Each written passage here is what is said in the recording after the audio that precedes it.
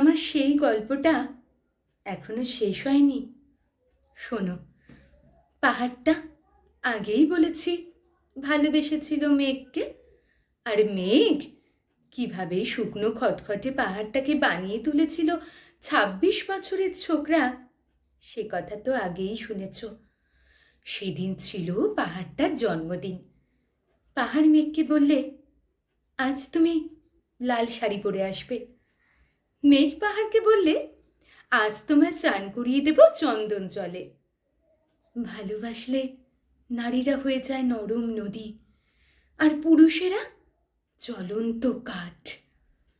সেইভাবেই মেঘ ছিল পাহাড়ের আলিঙ্গনের আগুনে, আর পাহাড় ছিল মেঘের ঢেউয়ে জলে। হঠাৎ সারা আকাশ জুড়ে বেজে উঠল ঝড়ের ঝগঝম্প। ঝাঁকড়া চুল উড়িয়ে ছিনতাইয়ের ভঙ্গিতে ধেয়ে এলো এক ঝাঁক হাওয়া। মেঘের আঁচলে টান দিয়ে বললে, ওর ছুরি, তোর বিয়ে।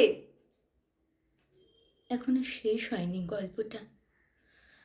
বজ্রের সাথে মেঘের বিয়েটা হয়ে গেল ঠিকই, কিন্তু পাহাড়কে সে কোনো দিনই ভুলতে পারল না। বিশ্বাস না হয়তো চিরে দেখতে পারো, পাহাড়টার হাড় পাঁজর ভিতরে থই থই করছে শত ঝর্ণার জল।